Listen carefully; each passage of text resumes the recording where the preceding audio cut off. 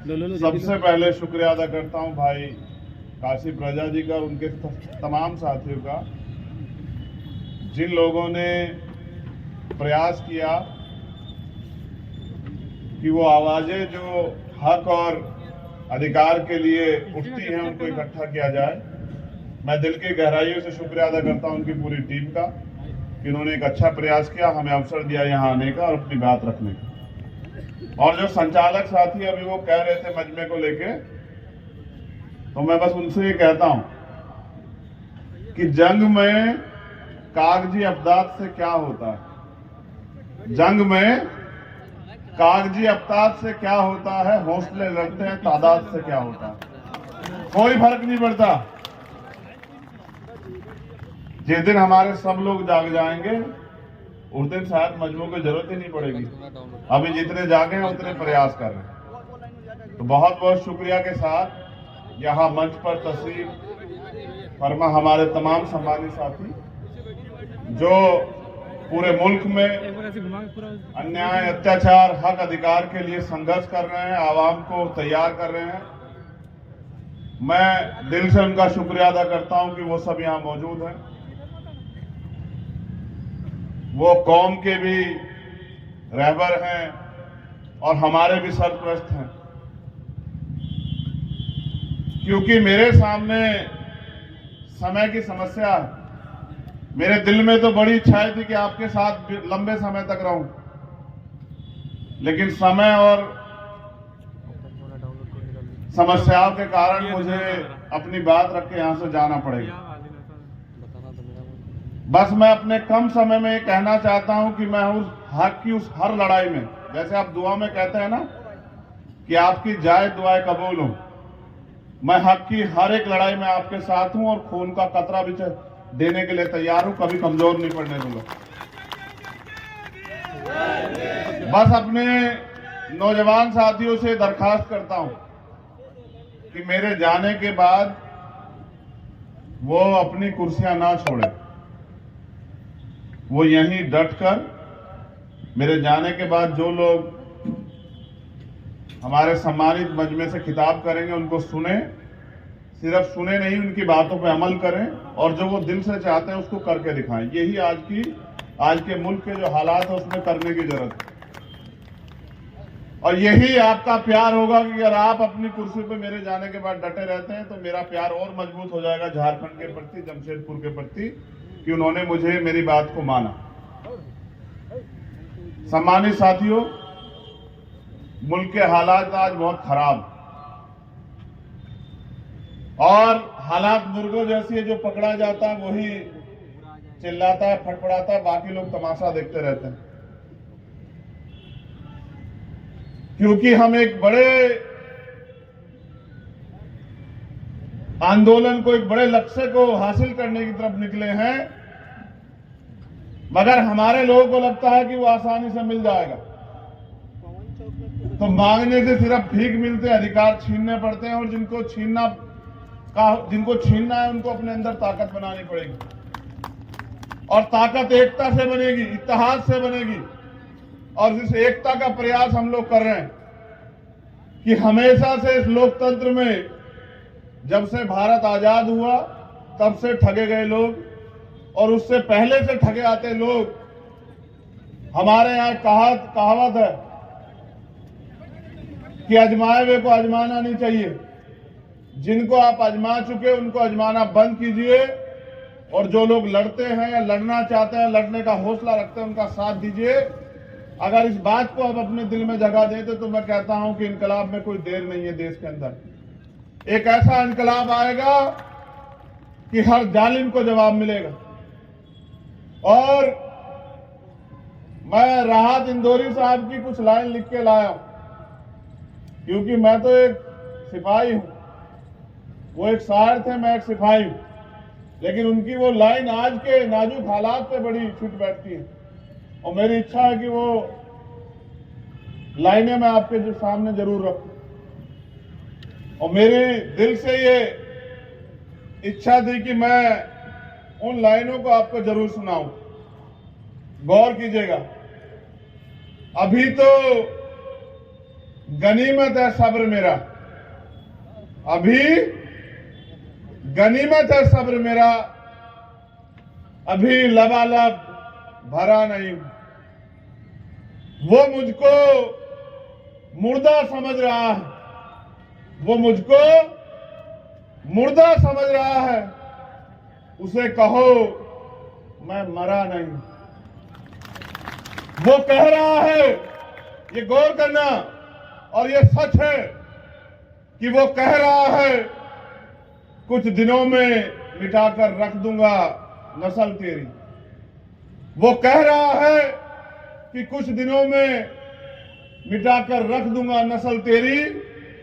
है उसकी आदत, है उसकी आदत, डरा रहा है मेरी फितरत, डरा नहीं हूं। ना कल डरे, ना आज डरे और ना डरेंगे। ये मुल्क हमारा, और इस मुल्क में हम स्वाभिमान सम्मान के साथ जिएंगे, हक अधिकार के साथ जिएंगे। मैं समझता हूं कि आज हालात हमारे फेवर में नहीं है, लेकिन हमेशा हालात ऐसे नहीं रहेंगे। जिस दिन हमारे लोग दुश्मन को समझ जाएंगे, दोस्त को समझ जाएंगे और अपनी जिम्मेदारी को समझ जाएंगे, जिस दिन वो लोग हक अधिकार के लिए लड़ने के लिए आ जाएंगे, मैदान में उतरेंगे, तो मैं पूरी जिम्मेदारी से कहता हूं कि दुश्मन में इतनी हिम्मत नहीं कि वो हमारे सामने खड़ा हो जाए। वो भाग खड़ा होगा, वो पीछे से वार करता है, वो धोखे से वार करता है। मैं अपने भीम आर्मी के नौजवान साथियों से कहना चाहता हूं, जमाना तुम्हारी तरफ देख रहा है, तुम्हारे कंधों पे बहुत बड़ी जिम्मेदारी। एक तरफ बांटने वाले लोग हैं, एक तरफ जोड़ने वाले लोग हैं। मैं आपसे उम्मीद करता हूं कि झारखंड में जो एकता होनी चाहिए थी बहुत दिन पहले, जो नहीं बन पाई, जो धर्म जाति के नाम पे बांट के दुश्मन राज कर रहा है, उसको जवाब देने का समय आ गया। ऐसे हालातों में, नाजुक हालातों में लोग उम्मीद करते हैं कि लोग खड़े हों और बाएं फैला के अपने भाइयों का इस्तकबाल करें, स्वागत करें और एकता बना के एक दूसरे के हाथ पकड़ के साबित करें कि अब हम इनकी बातों में नहीं आने वाले। मैं ये कहना चाहता हूं पूरी जिम्मेदारी से, मेरा तजुर्बा है, मैंने पढ़ा इतिहास को कि मुल्क में कभी दंगे नहीं होते। मैं दंगों का जिक्र नहीं करना चाहता क्योंकि ये एक षड्यंत्र है। दंगे इसलिए कराए जाते हैं कि जो कौम तरक्की करना चाहती है वो तरक्की से ध्यान हटा के दंगों की तरफ, अपनी सुरक्षा की तरफ सोचती रहे। और दंगे हमेशा ये नेता कराते हैं जिनको दंगों से फायदा होता है। हमें बच के कभी फायदा नहीं हो सकता है, हमें जुड़ के फायदा हो सकता है। ये जमहूरियत है, जिनका वोट है उनका राज होना चाहिए, मगर जिनका वोट है उनके हाथ ऐसे फैले हुए। ये दंगे इसलिए कराए जाते हैं कि जिससे नफरत बढ़ती रहे और नफरत के शिकार हम लोग होते रहे। हमें समझना पड़ेगा। और जिस दिन मेरी समझ में आ, मुझको हजरत मौलाना सज्जन नुमानी साहब जैसे लोगों ने समझाया और बताया कि ये इनके सब के पीछे कौन है, मेरी समझ में आया तो मैंने समझाना शुरू किया। और आज हालात ऐसी है कि आज हमारे लोग नहीं लड़ रहे हैं एक दूसरे से। आज उनको समझ आया कि भाई कौन है और दुश्मन कौन है। इस बात को आगे बढ़ाने की देर है और दुश्मन के किसी भी साजिश में, उसके किसी भी झूठी बातों में आने की ना देर। अब उनकी बातों में ना आके अपनी हक अधिकार की लड़ाई को आगे बढ़ाना। मेरे साथियों ने बताया, कहा गया यहां विपक्ष की सरकार है। मुझे भी लगा अच्छा कि विपक्ष की सरकार है, यहां तो मेरे लोगों के हालात बड़े अच्छे होंगे। लेकिन जब मॉब लिंचिंग का डाटा देखा जाता है तो एहसास होता है कि वो जो केंद्र में सरकार बैठी और यहां की सरकार में के कारनामों में कुछ ज्यादा फर्क नहीं है। इस सच्चाई को कहना पड़ेगा। मैं अपनी जबान पे ताला नहीं लगा सकता हूं। मैं गुलाम नहीं हूं किसी का, और ना ही मैं किसी से जो है, मैं किसी के आगे झुकना पसंद करता हूं। सच कहूंगा, और सच ये है कि यहाँ की सरकार भी हमें कीड़े मकोड़े समझ रही है। उन्होंने जो वादे किए लोकतंत्र में इस चुनाव से पहले कि हम ये करेंगे, आज उन पर काबिज नहीं है। मैं यहाँ की सरकार को भी कह रहा हूं कि वो अपने अंदर बदलाव करे। वो अपने वादों को, जो वादे उन्होंने किए थे आवाम से, उन पे खरा उतरे।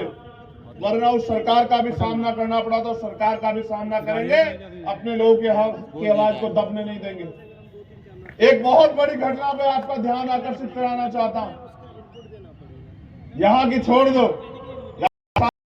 बताया कि परमिशन नहीं दे रहे थे, तो मैंने उनसे देखो एक पक्ष की सरकार है जो परमिशन नहीं देती।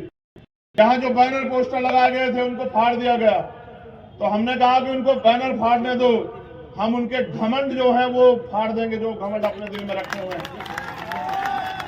हमारा भाईचारा जिंदाबाद था और जिंदाबाद है, लेकिन साथियों मैं जो इस मंच से कह रहा हूं उस पर अमल होना चाहिए।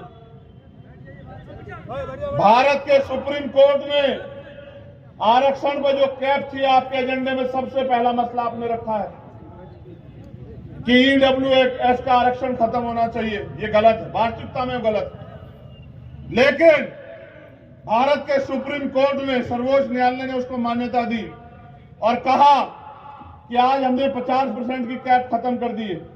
मैं एक मंच से कहना चाहता हूं कि मुल्क की तरक्की, मुल्क में रहने वालों की तरक्की, इस आवाम की तरक्की तब होगी जब इस आवाम के लोगों को हक अधिकार मिलेंगे, जब इस आवाम के लोगों को नौकरी मिलेगी, रोजगार मिलेगा, जमीन मिलेगी, आगे बढ़ने के अवसर मिलेंगे, तब जो है इनके हालात बदलेंगे। तो मैं मानता हूं कि जिसकी इतनी संख्या भारी उसकी इतनी हिस्सेदारी। संख्या के आधार पर आरक्षण इस देश में अब लागू होने का समय आ चुका है। चाहे वो मुसलमान की आबादी हो, चाहे वो सिख की आबादी हो, चाहे वो जैन की आबादी हो, चाहे वो दलित की आबादी हो, चाहे वो पिछड़े वर्ग की आबादी हो जिनकी 52% आबादी और झुंझुना 27% का वो भी पूरा नहीं मिलता, उसको लेके घूम रहे हैं। और इसके लिए जरूरत है कि मुल्क में जातिगत जनगणना होनी चाहिए। जब जातिगत जनगणना होगी तभी पर्दा खुलेगा कि किसकी कितनी संख्या और किसको मिला क्या देश में।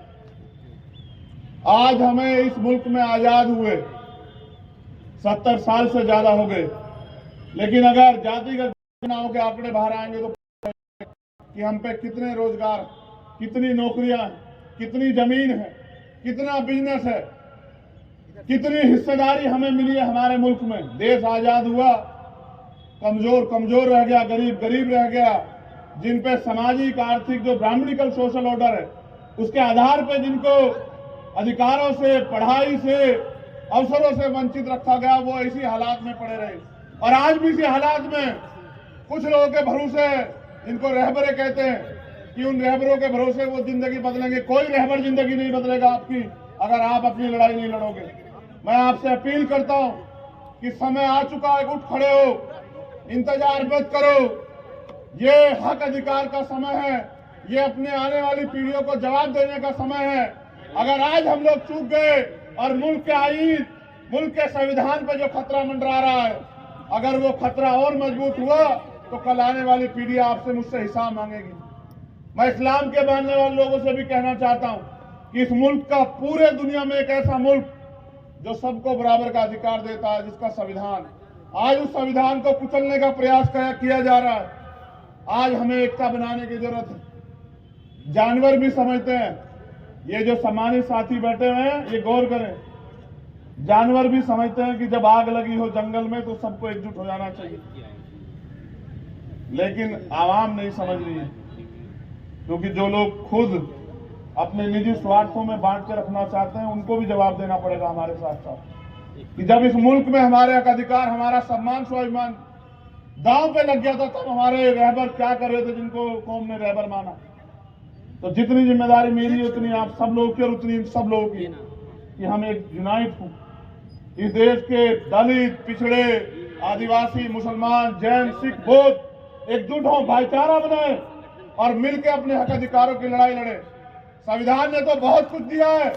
संविधान ने अनुसूची 5 दी, इस देश के जल, जंगल, जमीन पे आदिवासी को हक दिया, लेकिन जितनी जमीन वो तैयार करता है वो लूट लेती है सरकारें, और वो बेबस हो जाता है और अपने हक की आवाज उठा तो नक्सली कह के मारा जाता है। ये है मुल्क में हमें मिला है जो।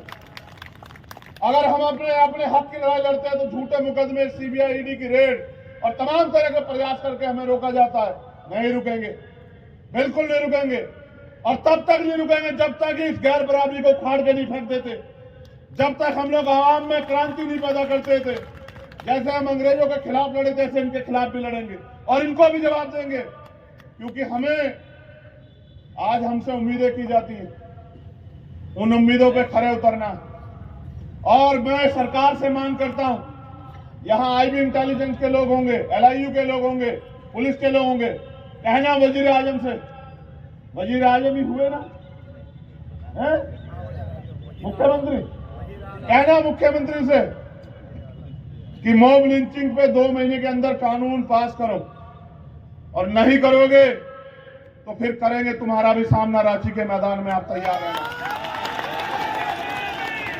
हक की लड़ाई में किसी के लिए कोई समझौता नहीं।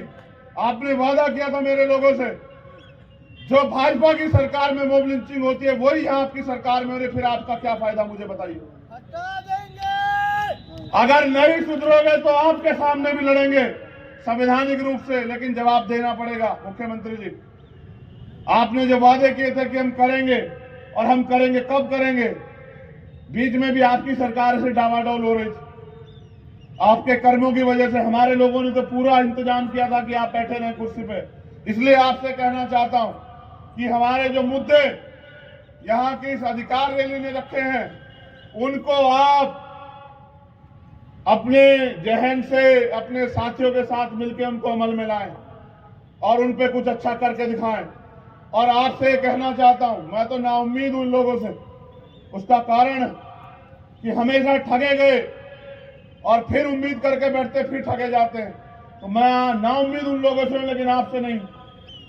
आपसे कहना चाहता हूं कि इस लड़ाई में अब समय आ चुका है एक दूसरे का हाथ पकड़ के आगे बढ़ने का, और मैं निराश नहीं करूंगा आपको, मेरा वादा है। मैं यहां समाज से वादा कर रहा हूं, निराश नहीं करूंगा। आप 1 कदम चलोगे तो 100 कदम चलूंगा, आप 100 कदम चलोगे तो 1 लाख कदम चलूंगा, और आप नहीं भी चलोगे तो भी जब आपकी तरफ कोई आंख उठेगी उसको जवाब देने के लिए आपका भाई आपके साथ खड़ा रहेगा, पूरी जिम्मेदारी के साथ। बस अमल में लाइए और अपनी जिम्मेदारी को समझिए। समय किसी के लिए नहीं रुकेगा, ना मेरे लिए ना आपके लिए। कल हम सबको जाना है, ये निजाम जो आया उसको जाना है, लेकिन दुनिया क्यों याद रखे आपको, मुझे बताओ। यहां इंसान भी पैदा होते हैं और जानवर भी पैदा होते हैं, लोग अपने लिए भी जीते हैं। याद उसको किया जाता है जो दूसरों के लिए जीता। तो दूसरों के लिए, यानी कि दूसरे भी, वो दूसरों में भी अपने जो उम्मीद करके बैठे कोई हमारे लिए लड़ेगा, कोई बोलेगा। ऐसे हालातों में एक शायरी हमारे साथी अधूरी छोड़ गए हैं, उस शायरी को भी पूरा कर देता हूं